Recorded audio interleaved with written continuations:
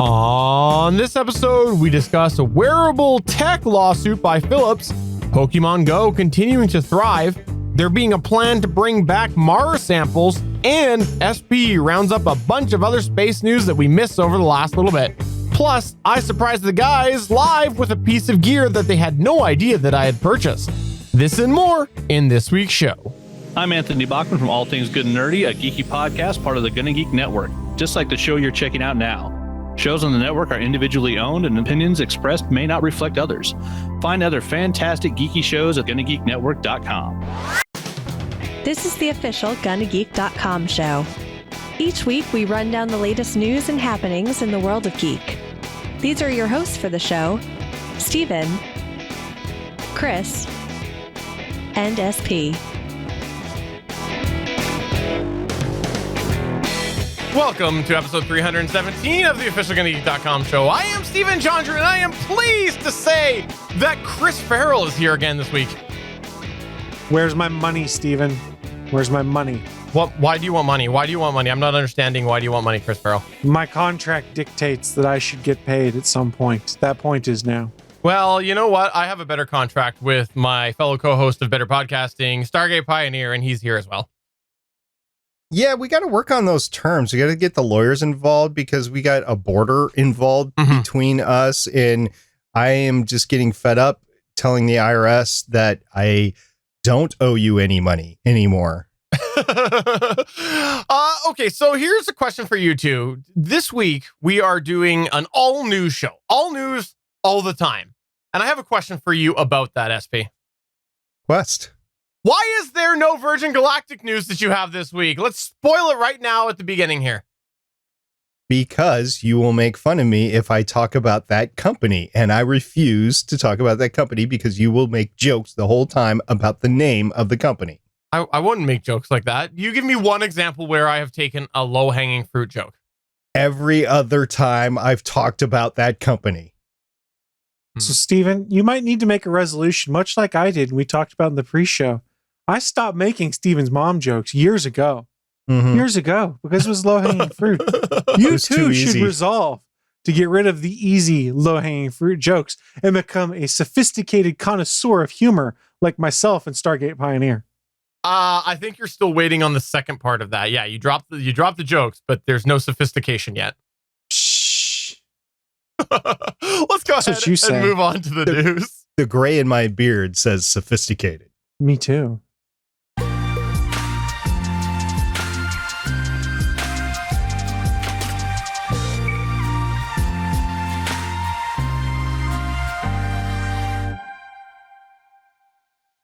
This is a really weird news article that I wanted to kick us all off on because it's a little surprising to me, and it's about the company Philips. Now, you might know them as Philips Hue or Philips random generic products that are rebranded as a whole bunch of different things, or Philips shavers, any of these things.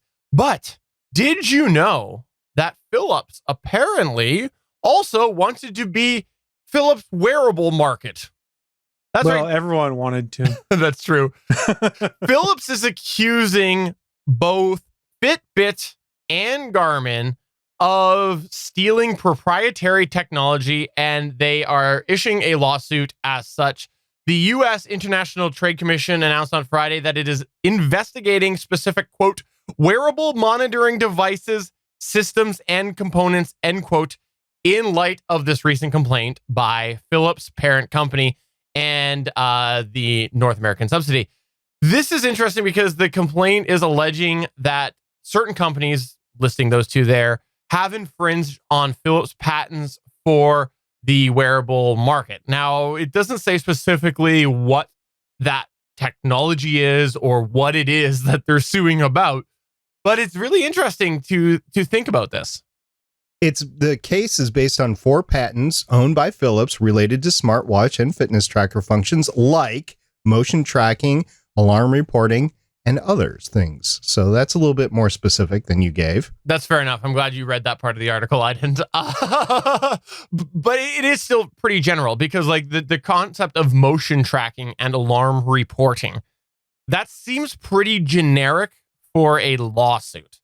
Like, what is alarm reporting? Doesn't matter as long as they're able to put it in a patent or whatnot and be able to try and defend that intellectual property. I guess It's like when your morning clock alarm goes off or your phone alarm, whatever, your wake up alarm goes off and your wife hits you over the head with a pillow and suffocates you because she's reporting that the alarm is going off and you are not waking up. I thought this was like that time that I had to go to the Gonna Geek HR department. I was ringing the alarm and reporting you, SP. There's been a lot of false accusations against both Chris and myself from the owner. Matter of fact, we have countersued with a hostile work environment suit. You know how you fix that, Steven? You pay me. Mm-hmm. Well, I find it interesting because of the fact that this is Philips of all people who are trying to claim this lawsuit, because I don't think we ever really got a Philips product out of them to do with this. And I never really heard rumblings about anything wearable tech Philips wise. What do you mean? There's a whole screwdriver named after the company. There's those jokes there, those low hanging fruit jokes. That's what that is. No, seriously, I find this really fascinating, but apparently you guys don't. That's fine. We can just skip over this. Whoa. I do think it's fascinating because I think we're going to see a lot of this. I think there's been a lot of corporate espionage in this digital age that people are just starting to figure out, because you don't know what other companies have done in order to get to the tech that they are enjoying today. And once that is discovered, then you're going to see a lot of lawsuits going back and forth on that. Yeah, it is interesting. It's very interesting. And I think you're right. And the other thing that might come to do with it is the fact that Chris Farrell said this 1,000 times, that the wearable tech market is essentially been a failure. And so this is where I think we're going to start to see some of these people try to get back some of the money they've lost, is because of the fact that the wearable tech market didn't take off as people had planned. What do you mean it's been a failure? You've got a lot of wearable tech out there now. Please describe why you think it's been a failure. I'll defer to you, Chris. I said Android Wear has been a failure. No, it's tough to say that things like Fitbit and health trackers and stuff have been a failure. Now it's going to be interesting with Google having acquired Fitbit to see what happens there with the development of some revision of Android Wear that might not suck. I don't know. Ironically, yes, I am wearing an Android Wear watch still because honestly, and this is going to make Steven's skin crawl that I say this, if Apple Watch worked with Android, I'd own an Apple Watch. I totally would. I'm not switching to an Apple phone to have an Apple Watch, though. It was really funny. I didn't tell you guys this story yet. So over the course of the break, I had to go out and buy a new car. That's a story for another day. The actual loan officer at the bank had a smartwatch on. He had just gotten it for the holidays. It was a big old Samsung watch. I was just curious. Like, okay, what do you got there? He's like, Samsung. I was, how do you like it? He goes, I don't know, man. I just barely can tell the time on it right now. I have no idea what this thing can do. I guess for me, the thing is, I think that we've seen companies spend more money on wearable tech for not the gain that they originally set out to be. And I think even if you look at Samsung, they've done a variety of different things, and I don't know that they're where they probably wanted to be originally. So, and also just aside from watches, other wearable tech is not really gone anywhere. And I would argue that the wearable tech market, it's mostly Apple at this point. Yes. So I think when you look at the whole big picture of wearable tech beyond Apple, it has been a failure. And that's sort of my take on it. And I think I bet a lot of, I won't actually bet, but my thoughts are that a lot of companies have spent more money on trying to get a good wearable tech product for a net loss. So that's where I think the lawsuits are going to come in. Most people at work, they either have an Apple Watch. I can't wear anything on my wrist because of a nerve damage issue that I have in my spine. Most people in my office either wear an iWatch, Apple Watch, or a Fitbit, and they're wearing one or the other. They are wearing it. You guys, I don't know about your works. Are your people around you wearing these fitness trackers? And who did I mention was being in this lawsuit? Fitbit, because they're one of the people who have done some form of success in this. So right, but that's my point. There is success in this. Yeah, I guess there is some success. I don't think that as a whole, wearable tech has taken off to where it was supposed to originally.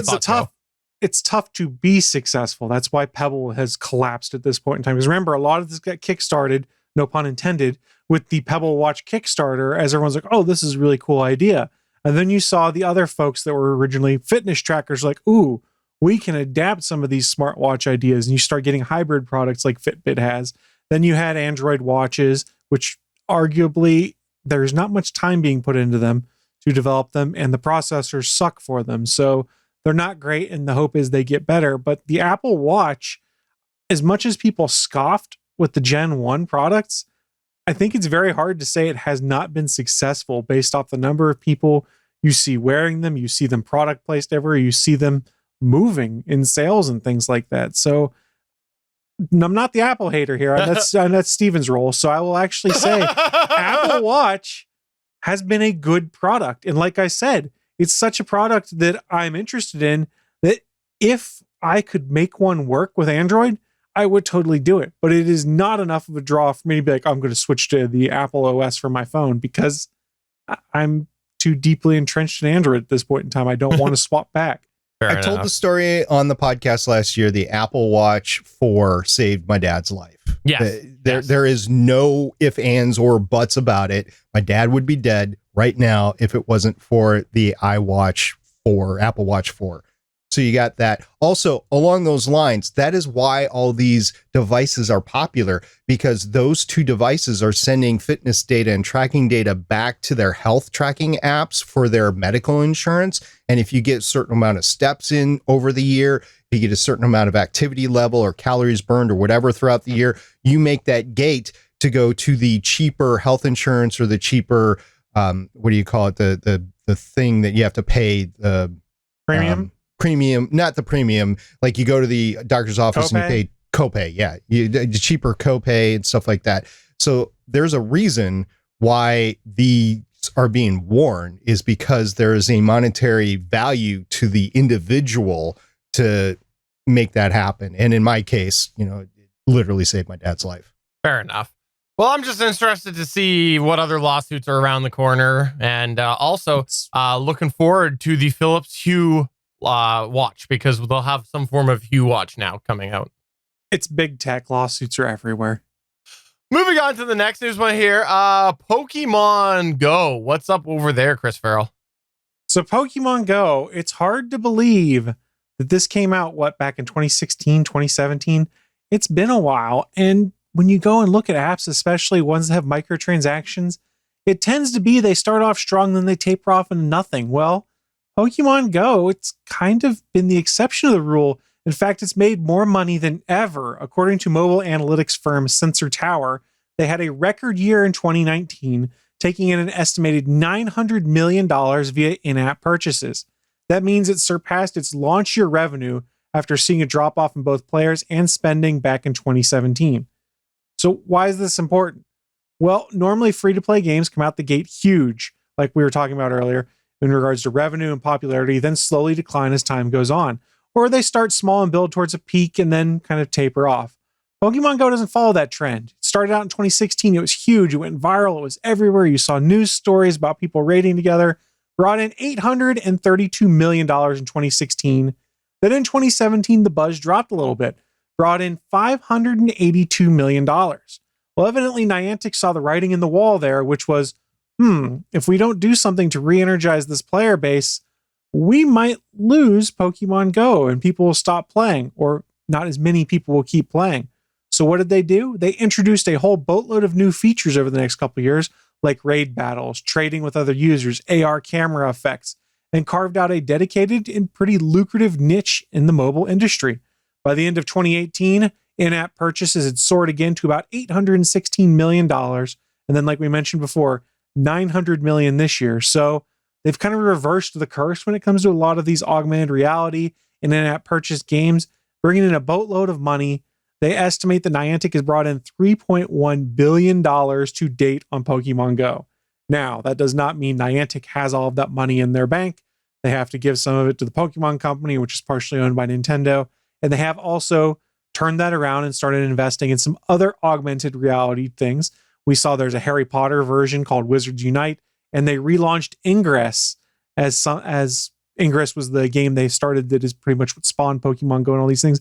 They relaunched Ingress with a new version. So they are strong into this augmented reality gaming sphere. And I thought it was really interesting to see how Pokemon Go has defied the traits. And say what you want about Niantic, and we've been semi-critical on this show before. Suncast was on before and helped talk to us about Pokemon Go Fest and the debacle that was the first attempt at it. It seems like they must be doing something right, or we're all just really brainwashed, want to keep playing the game if they had a record year 3 years after the game came out. I have to say something. I've got it on really good authority that they've gotten a little scummy now, charging for different things, apparently making it more pay to play. I know someone who is heavily invested in this game, and that's their words. Quote, it was Suncast. Suncast actually is in our chat right now talking about that. So I just wanted to mention that right now. But it's interesting because Suncast is probably the guy that I know who has been most dedicated to this. I don't know that I know anybody else. I do, however, know people that I work with that got into it within the last couple of years, which is interesting from that perspective. New faces coming in compared to, people like Suncast who started on early and continued. So I just think it's interesting seeing a long-term person like Suncast say that. In early 2019, a coworker, a guy that I work with, he runs the team that's adjacent to mine. He got exposed to the social aspect of Pokemon Go. And by that, I mean his soon-to-be ex-wife hooked up with somebody through Pokemon Go and is now living with them. That is the dark side of it. It's a matchmaker. That's what it is. It was the matchmaker feature. Part of what I have enjoyed about Pokemon Go is the community of people that I've met around it. I have a regular group of folks that I go and do raids with once or twice a month in the summer. And the winter, it kind of tapers off to like once a month or so. But we'll make a plan of, hey, we're going to hit up all these Pokestops. We're going to do these 5-star raids. And we'll have a convoy of 10, 12 people, and we'll go around and do that. And it's a fun way to meet other people, to have chats about stuff, and to just play a game that everyone likes. And I was very surprised by how welcoming a lot of the people were, at least in the community around here, which is my wife and I, we started playing when it first launched, and we took a break because it was just not great back when the profits dipped that we talked about. And then we came back because some friends of ours were still playing, and it was just really cool how embracing and welcoming most of the community was, and all of the community events that are organized around it. There's like large Facebook groups for my community that are, hey, here's where everyone's meeting up to do these raids. We have Discord servers to coordinate raids amongst other folks. It's been a very pleasant experience. And at least in my opinion, Pokemon Go's success isn't necessarily because of the gameplay all the time, but more because of the community that's been built up around it and the friendships you make of just being like, hey, let's go play the game. This is fun. I have to say, those people I was referencing that I work with, they got me to finally start up the app after a couple of years of not using it, just because they wanted me to do something so they could get a gift if they gifted me. I didn't understand it. Something like we'll that. Go with that. Something like that. I genuinely haven't since then. However, they were telling me about how they also do the local raid thing and stuff, and that did seem really interesting to me. That social aspect. So I can see that, and I don't know that is as much a credit to the game as it is the game's ability to have created that. Like, because that comes down to the people and the people. But a lot of that got created outside of what Niantic did. That's why there's all these Discord servers, because there was no way in game to coordinate these things. So it's fascinating how the game spun off all of these things. And if Niantic wanted to come in with like some heavy-handed action, like, no, you guys can't use Discord or these things, and find some way to block them from working with Pokemon Go, or to block like the Pokemon IV apps and stuff like that, I think they realized they would be damaging the community they've built, because hey, they like making almost $1 billion in in-app purchases each year. Yes. Well, let's move on to our next news point here, which I believe has something to do with a sample that SP is providing after eating a Mars bar. I think that's what it is. Something for testing, biological testing. Is that what this is? Got a sample for you, Steven. Open wide. Now, what we're going to talk about today is kind of a mini SP space symposium. And we've been talking a lot about extraplanetary exploration missions in the SP Space Symposium recently. This is about a upcoming Mars sample return mission. This is based on an article on space.com by Mike Wall. We're going to talk about a lot about Mike Wall today. Wall to wall, Mike Wall. Mm-hmm. So in this particular article, we're going to talk about the upcoming Mars sample return mission. It's actually going to start this year when we are actually going to send a probe to Mars to start the sample return. So that starts with NASA's 2020 Mars rover, and it's scheduled to launch in July of 2020, land on the red planet inside a crater called Jezero crater in February 2021. And in that crater, Mars 2020 rover will collect and cache promising samples from the Jezero crater, which was a lake and a river billions of years ago. It was actually a river delta. So you're going to have a lot of murky ground that can think of the Mississippi Delta River or the Nile Delta River. There's just a lot of sediment that collects there and a lot of capability to encase life for the long term. Now, the samples are meant for an eventual return to Earth, where scientists in well-equipped labs, and we'll talk about that in a second, around the world can scrutinize them in exacting detail for any evidence of Martian organisms. The current plan, which is not yet official, but it does envision 2 key launches in 2026, and that is the ESA's, or the European Space Agency's, Earth Return Orbiter, now we'll call it ERO, and NASA's Sample Retrieval Lander, called SRL. Here's the detailed plan here. Stay with me. This is going to be a little walk, but we'll eventually get there. A little walk? I really don't feel like walking very far. So it is a little walk? It is a little walk. He doesn't have his fitness tracker on because he's afraid of Phillips suing him. Get your phone out and do your Pokemon Go app, and you can do some Pokestops along the way. Perfect. Okay, let's go for this walk then. Okay. So ERO, or the Earth Return Orbiter, will make its way to Mars orbit, where SRL, or the Sample Retrieval Lander, will drop a stationary lander. The ESA provided Sample Fetch Rover, or SFR, there's a lot of acronyms here, and a small rocket called the Mars Ascent Vehicle, or MAV. Those of you who are Martian fans know what the MAV is, near the Mars 2020 landing site. The SFR will pick up the cached Mars 2020 samples, which will be encased in sealed tubes, like vacuum tubes, and haul them back to the MAV. The MAV will then launch into Mars orbit, where it will deploy the container, which has the tubes of the samples. The ERO will then pluck this precious cargo out of the void, just like Iron Man thing in The Martian, and haul it back towards the Earth, and it will jettison the container once it is in the crosshairs of our planet. The samples will then land on Earth somewhere in the 2031 time frame, if all goes according to this preliminary plan. That's 11 years from now. So we got to wait 11 years for these samples to come back from Mars. You guys gonna wait that long?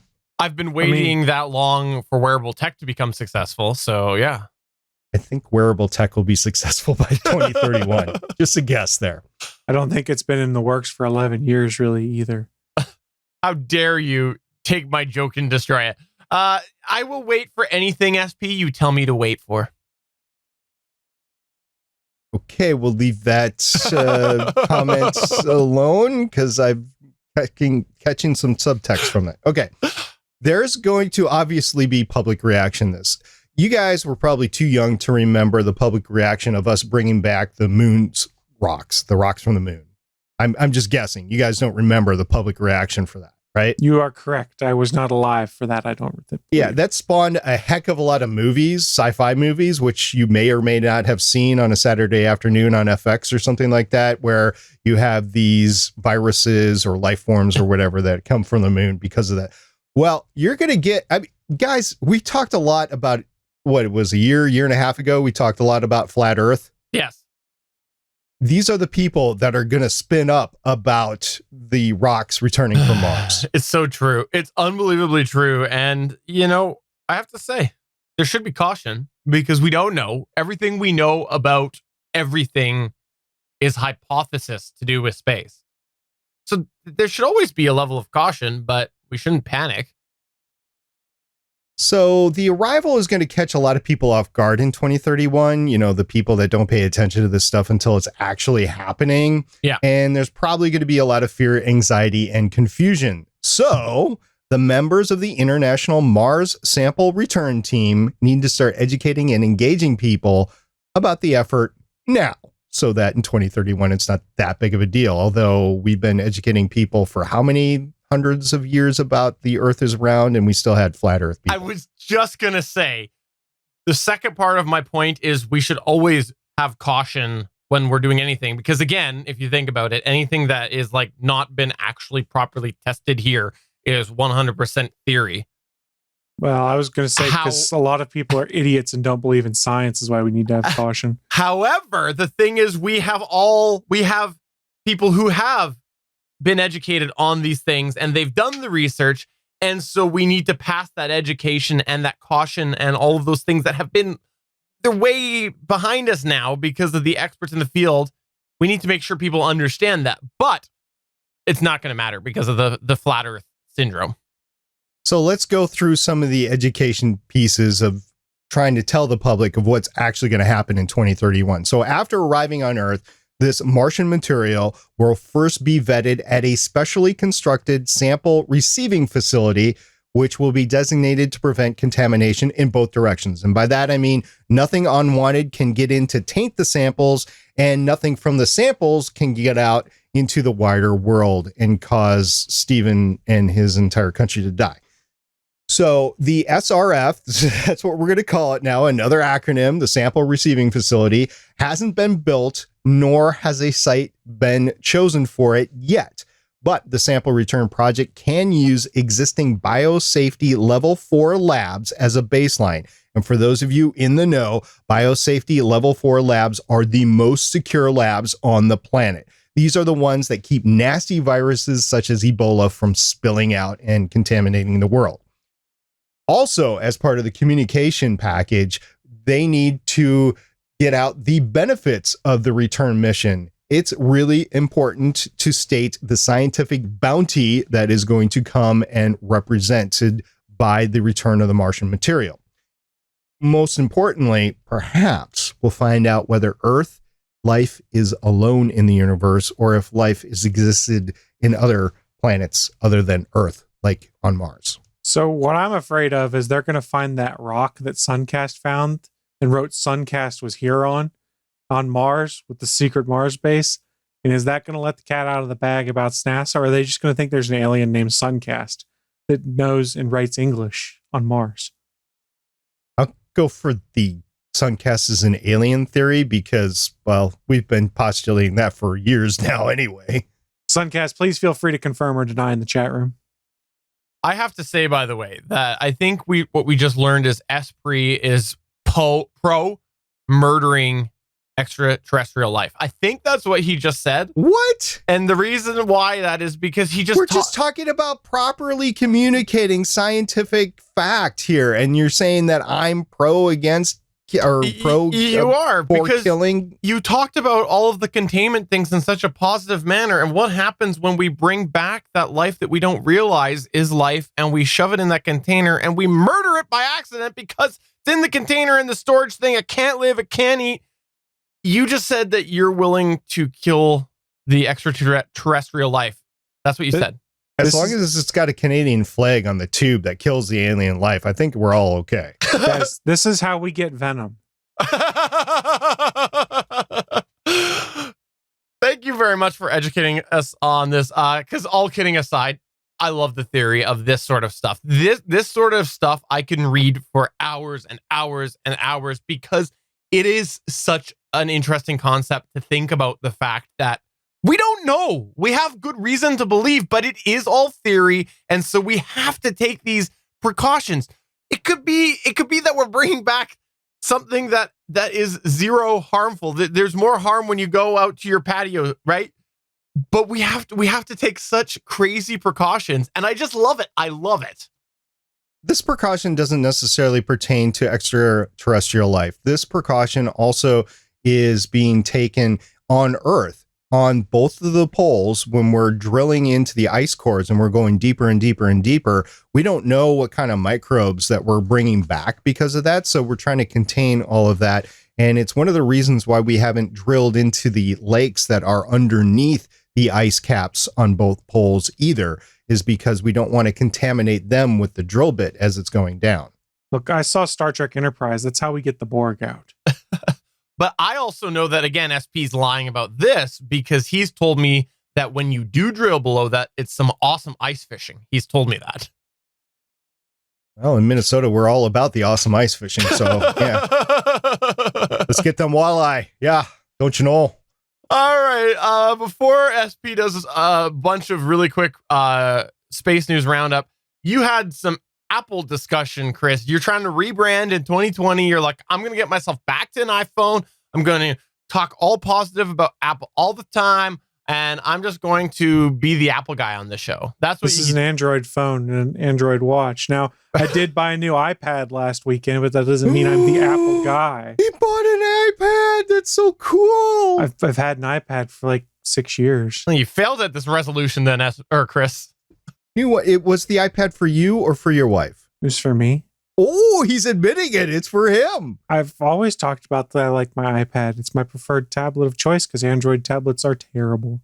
Okay. Just terrible. What's your news, Chris? So it's interesting. We've talked about a little bit on this show before about trading in of phone hardware and things like that and prices. And it used to be that one of the better deals out there versus selling it for yourself was Apple has a trade-in program if you're buying new phones through them.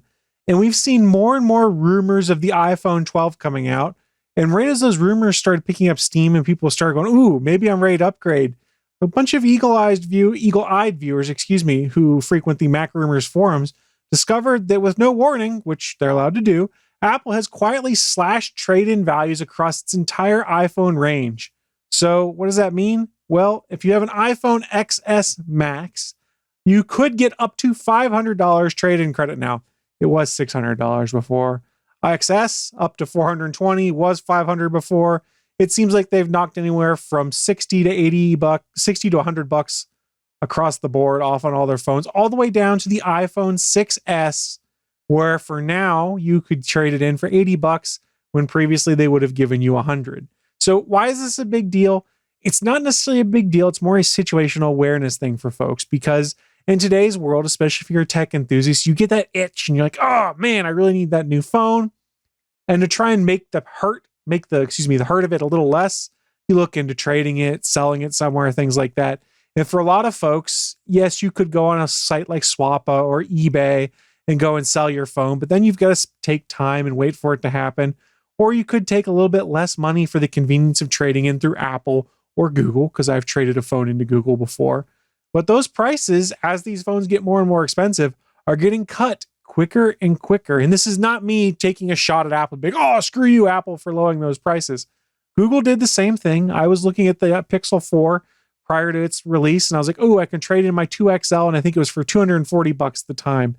Like when the 4XL came out, then it dropped to like 160, and I think right now it's down to like 140 for my phone. These values drop real fast, and if you want to sell it, your best bet's probably not trading it in.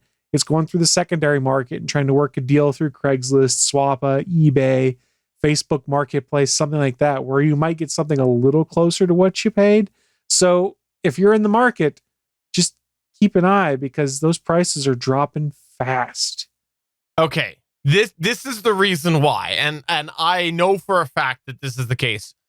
Legal disclaimer, I don't know for a fact that this Apple is the case. hater Steven coming up with his official opinion on why this is the case. This coming from the Cybertruck This hater. is because of the fact that we're going to see a big drop in the high price tag of phones. The companies have listened to us, Really? and they've gone, people don't want to give us money. We're going to lower the price. Yeah. And they're going to go, so, well, if we're going to sell a brand new phone for $800, we can't be giving people $600. So obviously they've listened to us, and they have a heart, Chris. That's what it is. Apple has a heart. What's happening here is Apple has not regained the amount of money on the hardware that they have in the past, and they're trying to make it up on the trade-in deal. I actually am more and more for the trade-in. I used to keep the phones. Matter of fact, for the viewer, I've been holding up several of the phones that I have, and these are only some of the phones that the family has had over the years. I think I got some S6s, 6Ss, 6S Plus, whatever in here. And those were all good phones for the time, and most of them I think still work. And one I know doesn't is my old phone. But I'm more of the ilk here that you're going to need a new phone every few years. And the question is, do you wait that additional year and pay maybe a little bit more on the price of the phone, or do you trade in your phone like after a year or two? There's got to be, I haven't done the math. There's got to be a breaking point on when the deal is the strongest. Now, we bought some of the phones last year, the SX Maxes last year. We bought 2 of them in the family, and I waited until there was a deal to buy them. I've been waiting for that same deal, even $100 off the price of the phone, and I haven't seen it yet. There've all been these trade-ins deals this year. There has not been a deal. So I'm at the point now in January where I'm like, I can eke out another few months with my 8 Plus. Yeah. And I can make it to the October timeframe and get the next generation. I'm going to pay a little bit more, but I'm going to get more of the capabilities that I want. I want a terabyte of storage. I want just different things that I'm not going to get. And the one thing that I'm worried about is I would still want that lightning plug because of CarPlay issues. So if I don't see that coming, I might pull the trigger early and get an 11 Pro Max. Okay, so my true, authentic, actual belief in this, all kidding aside that I was just joking, is it comes down to the change in what consumers are wanting right now. We've talked about it on the show. A lot of people are willing to go with last year's model, the light version, whatever it is. And when you're doing a big mass trade-in thing, it banks on volume and it banks on people trading in the right phones where the averages even out. And so some people might be trading in last year's phone and they're getting a good deal on that. Some people, they might be overpaying a little bit for the lower end phone. And I think that you're probably going to see that more and more people are willing to really just ride their phone till it's useless. So then what sort of trade-ins are they getting? Are they really, is there any value in that mass trade-in anymore? Probably not, because people are really just waiting and running those phones till their end, or buying phones that are inherently cheaper. So I think it probably comes down to consumer habits. That's my thoughts. Yeah, you're not wrong. Let's go back to the space news here before I give the last news point. And you had a couple of things you wanted to quickly touch on, SP, right? I did. There are both articles that were on space.com by Mike Wall in the last week. There are both events that I wanted to cover that had occurred since we had last recorded before the holidays. So we'll start by talking about Boeing's Starliner. This is an article that was on space.com by Mike Wall. It was titled NASA Mulls Next Steps for Boeing's Starliner Astronaut Taxi After Shortened Test Flight. We didn't get a chance to talk about the shortened test flight, but now we're going to go into it a little bit. So on December 20th, 2019, Starliner launched on an uncrewed mission called the Orbital Test Flight, or OFT. We talked about that before, which was designed to demonstrate the capsule's ability to fly NASA's astronauts to and from the International Space Station. OFT was supposed to last 8 days and feature an autonomous docking with the station, but Starliner suffered a glitch with its onboard timing system, aka the computer, shortly after liftoff, and got stranded in an orbit that was too low to allow for a rendezvous with the ISS, meaning it didn't have enough fuel to get up to the higher orbit of the ISS. So the Starliner, aka the reusable capsule, ended up zooming around Earth by itself for 48 hours, then coming down for a picture-perfect landing in New Mexico's White Sands Missile Test Range on December 22nd, 2019. NASA's administrator, Jim Bridenstine, wrote in an update Tuesday, January 7th, quote, NASA is evaluating the data received during the mission to determine if another uncrewed demonstration is required. This decision is not expected for several weeks as teams take the necessary time for this review, unquote. Bridenstine also announced that NASA and Boeing are forming a joint team to investigate Starliner's timing anomaly and to figure out how to make sure it does not happen again. Brennan C. said, quote, once underway, the investigation is targeted to last about 2 months before the team delivers its final assessment, unquote. Starliner is currently being transformed from White Sands to Boeing's facilities on Florida's Space Coast, where the capsule will be examined in even greater detail by the joint team. So, guys, a couple of things here. One, you have the Starliner, which failed a portion of its test to go to the International Space Station. It didn't explode. It actually went up and down successfully in that manner, but it didn't attain the correct orbit. This was rather a common occurrence in the early space flight history back in the 60s and the 70s. This sort of thing happened all the time. Matter of fact, it still happened in the 80s and 90s as we were transitioning into more advanced upper stage boosters to get into a higher orbit or geo or stuff like that. So this is not uncommon. However, the Starliner is supposed to be a manned system capable of taxiing astronauts. I think you want to get the engine part of that right before you put a human in the loop. So I'm guessing, and I'm not sure, but I'm guessing that this will force Boeing into an additional flight. You know, that's the thing that's really interesting to me about these sort of failures is the fact that we've talked about it on this show. We are right now very dependent in America and around America on other countries to get us up to space. And because we had a reliable way, which obviously couldn't have continued, but we had a reliable way, and now we're trying to get, well, we had an overall reliable way. Sorry. SP is doing the air quotes for the audio listener, but we had something that we most of the time could use, and now we don't, and we're trying to get that back. So every little failure, it's like, well, when are we going to get back to be able to sending our people there ourselves? Now, there's all sorts of arguments that could be made that maybe the international development is a good thing and whatnot, but I want to see this succeed. I really do, and it was an interesting setback to read about when you linked this to me earlier. Yeah, it is definitely a thing that I'm glad that we have two ponies in the race right now, basically, because we have been short-sighted in the past going single source on things. And some of it's just been costs. Like the space shuttle costs a lot of money. So you're not going to buy two versions of the space shuttle. It's just not going to happen. But Boeing's not the only horse in the race here. There's another one, and we'll talk about that in a second. But I think it's important to get there as soon as we can, but get there safely. So, like I said, I don't want to be the astronaut that's riding this Boeing capsule when the engine might or may not work. Yeah. And fair or not, Boeing's had a bit of a rough go of it lately. No. Yeah, just a little bit. What's your second thing that you wanted to quickly touch on here, SP? Yeah, this is another article by Mike Wall. And if I haven't mentioned it yet in this episode, I have a lot of admiration for Mike Wall, a lot of respect for him. He's been doing this sort of thing for quite some time and is a bit of an authority when it comes into the space reporting and just the space industry in itself. So, Mike, thank you very much for continuing to do the great work that you're doing.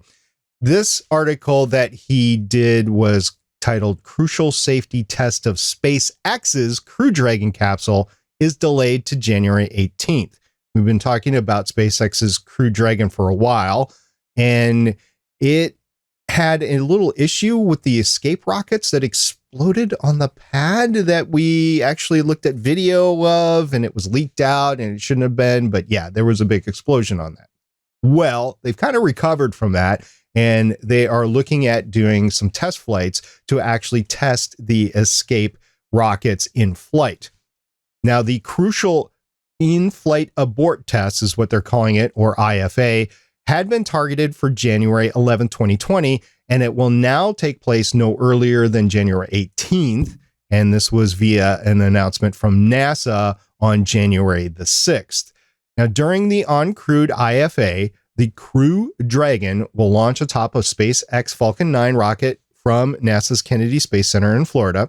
Shortly after liftoff, the capsule will separate from the booster and use its Super Draco escape thrusters to blast itself clear of its rocket ride, demonstrating the ability to keep astronauts safe in the event of a launch emergency. The IFA is the last big milestone SpaceX needs to achieve before Crew Dragon can fly astronauts. If all goes well with the abort test, the California-based company can start prepping in earnest for the Demo 2 mission, which will carry NASA's Bob Behnken and Doug Hurley to and from the International Space Station. So in the grand scheme of things... So would this be Ernest Goes to the International Space Station? Is it that the movie? You said In Earnest. So you don't know the Ernest movies? I snorted because it was such a bad joke. Sorry. Remember what we said about the better jokes, Steven, not the low-hanging fruit? Yeah, right. That's the 2021. Sophisticated. 2021. Sophistication. So what you have here is a issue that I think might be closer to operational than Boeing's issue. Although, if I'm an astronaut, I'm still thinking I need those rockets to work right and not blow up the capsule that I'm in. So in both cases, there has to be some successful test flights before you put astronauts in there. And this was always the case for SpaceX after they had their issue. They were running ahead of Boeing, and then they had this issue. They've already been to the International Space Station with Dragon. They just have been working on this escape capability since then. They have the capability to get up the International Space Station. They don't necessarily have the capability to rescue astronauts in distress.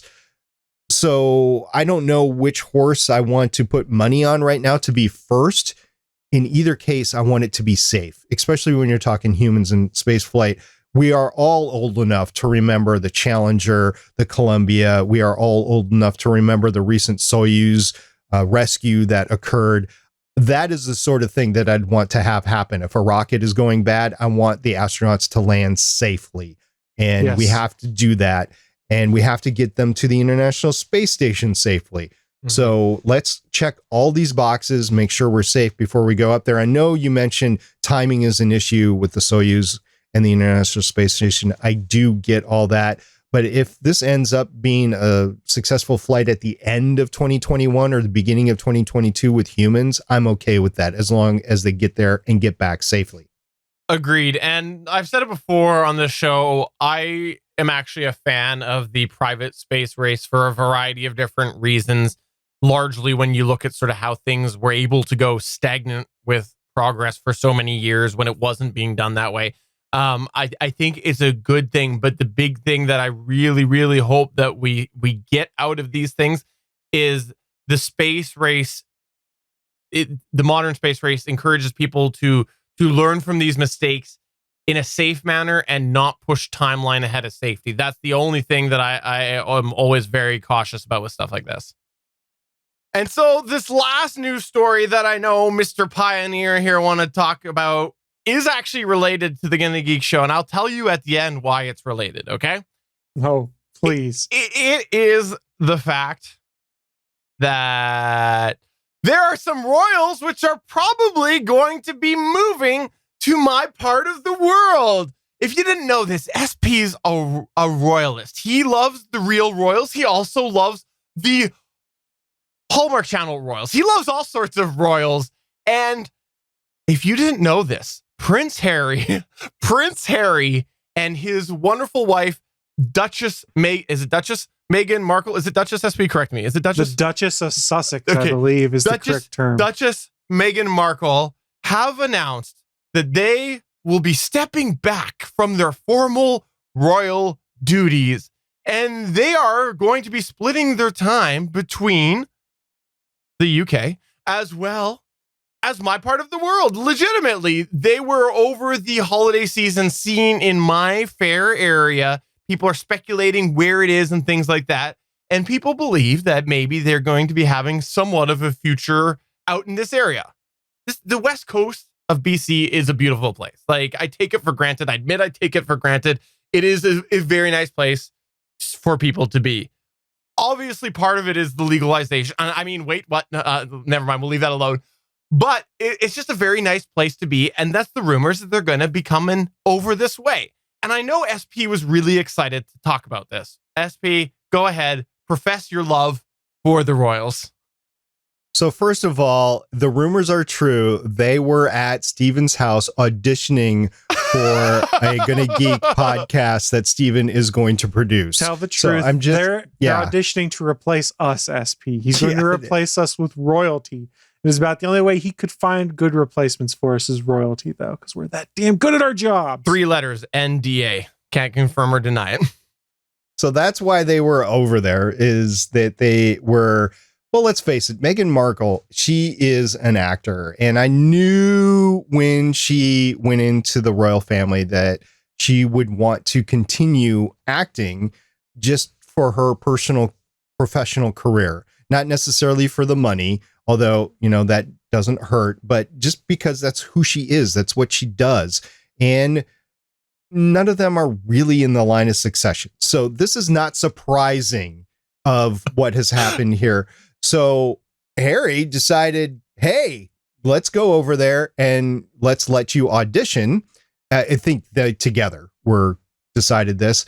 So apparently, allegedly, there was already a work in progress with Disney to do a voiceover role, which she has done once before, and it was all for charity. She got that check marked off. She wanted to do it for charity, but I think she found out how much in demand she was when that happened. She's like, oh, okay, well, let's try to do this for real. Let's try to get some serious roles. She's already done some Hallmark Channel stuff. So I thought this voiceover deal was for an elephant conservation thing.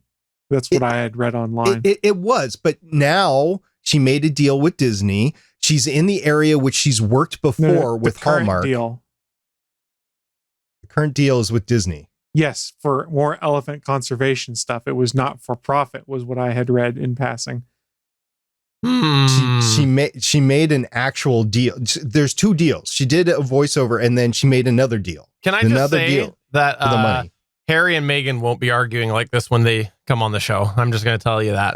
Okay. Well, fine then. Then you can just come on right now then. Regardless, here's the deal. She is going to appear on the Good Geek Network. She's going to be in a Hallmark Channel movie. She's going to work for Disney. And last but not least, since the CW apparently doesn't have enough superhero shows, she's going to star in her own CW superhero show that is DC Comics based. Who do you think she is going to play, Chris? Nobody. What DC comic characters could she play? Steven, you talk to her. What does she want? Who does she want to play? She's going to play the DC comic character Black Widow. I give up. Okay, so this brings me to 3 points. Number one, you're welcome to drop by anytime you want, my pal Hair. Feel free to come by, Hair. Secondly, there's plenty up for you at Steven's house. Secondly, sure, we'll get you on the podcast. I don't know if you want to talk geeky stuff, but you're welcome to. And third, the reason why this relates to the GonnaGeek.com show is because there is now a clock on you to send SP that space debris to my house. Because how are you going to feel if you send that space station crashing down to my house to find out that Meghan and Harry were in it at the time with me? Let's clear the air here. It was never me that was sending the space station towards you. It was the Chinese. They have something against you. I don't know what kind of mic review you did that you pissed them off, but they are targeting you for space junk. Fair enough. But anyways, now you've got a clock on there. So that's why it relates. But not me. I had to mention it because we've had a little offline chat about this, and it's just kind of funny. It's kind of funny of all the places in the world that it looks like they might be coming to. Before we go, for the post audience, there's a little thing that I think we're going to acknowledge, and maybe we'll have a future conversation about. But during this show, there was a little bit of a moment that if you listen past the credit, you'll hear it in the post show. The little edit point will be there. You can see the way it all unfolded. There was a little thing that came up, and there was an error. And during this error moment, which was removed from this past part of the show, SP made a comment. I think it was SP made a comment about I needing to own what, SP? What did you say? A Stream Deck. You said I needed to own a Stream Deck. To which you can see, again, post-show, see the reactions. You can see that I held up what, Chris Farrell? A Stream Deck. It is true. I did make the dive into the Stream Deck world. And I specifically, this was the thing, I've had it for a few weeks. I specifically made the decision. I was not going to show the Stream Deck, mention the Stream Deck. I haven't told anybody about the Stream Deck. Nope. Until somebody made that exact comment, which was, you should own a Stream Deck. So I have to say, it was quicker than I thought. I thought I was going to get a few weeks out of it. But I do own a Stream Deck, and I will talk about it more in the future. I'm probably going to talk about it on Better Podcasting as well, because I am very, very happy to eat crow right now and say Chris, SP, and Suncast were entirely right. I should have owned one sooner. The software, I didn't know the software functionality of it. And I'm talking about the stuff outside of OBS, outside of XSplit. I'm talking about the way that it can couple playing audio with then doing a scene transition. It has solved several problems that I had trying to do two actions at once. And I am very happy to eat crow. And again, I haven't decided for sure. I might have a very bold statement to make on Better Podcasting about it for hobby podcasters. So we will see where that leads. I got a little bit more to try. I've only had this show twice, one Better Podcasting to really give it a good spin. But I was wrong. They were right. Go ahead, take that right now and write down the time code. Someone pull that video clip out. I need that as my voice. I've got the audio recorded. This is good. I need a ringtone that is Steven saying he was right and that I was. He was wrong and I was right. You were right. I'm so aghast and just enjoying this feeling. I can't get my words out right now. Oh my God. How many years has it been that we've been like, Steven, just buy a Stream Deck? No, I'm going to keep using these hotkey macros on my laptop, on my keyboard. Steven, just get a Stream Deck. It's going to be a lot easier. And we were right. Which, by the way, I do want to talk about sweet vindication. I do want to talk about it in the future, because unless I'm doing something wrong, and again, more research, this is really just off the cuff because this happened live on the show. There is a really weird way that it's interacting that I think is a shortcoming of it, as far as programming hotkeys go, but we'll leave it at that. Also, last week, if you watched the live show, there was a couple of weird technical things that happened. That was because I forgot to put some things on the Stream Deck and I had to go and look them up at the time. Been there. So on that note, let's go ahead and play this for episode number 317 of the official GonnaGeek.com show. I'm Stephen John Drew saying, yep, got a Stream Deck. I was wrong. They were right. I'm Chris Farrell, and I too love my Stream Deck. And I'm SP saying, if there's anything you want us to talk about CES 2020, let us know. We'll talk about it in the future couple of weeks. See you guys next time. Bye. Bye.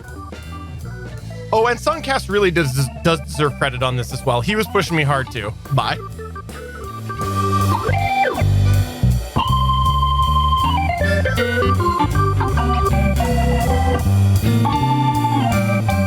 Thanks for checking out another episode of the official GonnaGeek.com show. If you like the show, please give us a 5-star review in Apple Podcasts or a thumbs up on YouTube. You can always join us for our live recording sessions, which stream Mondays at 8:45 p.m. Eastern at www.geeks.live. And remember, you can find our full back catalog at GonnaGeek.com/show. If you're itching for more geeky content, check out other shows on GonnaGeekNetwork.com. Voice work was by Emily Prokop of The Story Behind podcast. That's it for this episode. We hope to see you back again next week.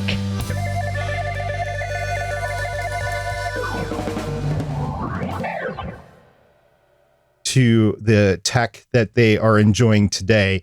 And once that is discovered, it's not switching. You need a Stream Deck. What? Mm-hmm. You need a Stream Deck. And once that is discovered, then you're going to see a lot of lawsuits going back and forth on that. Yeah, it is interesting. It's very interesting. And I think you're right. And the other thing that might come to do with it is the fact that Chris Farrell's said this 1,000 times, that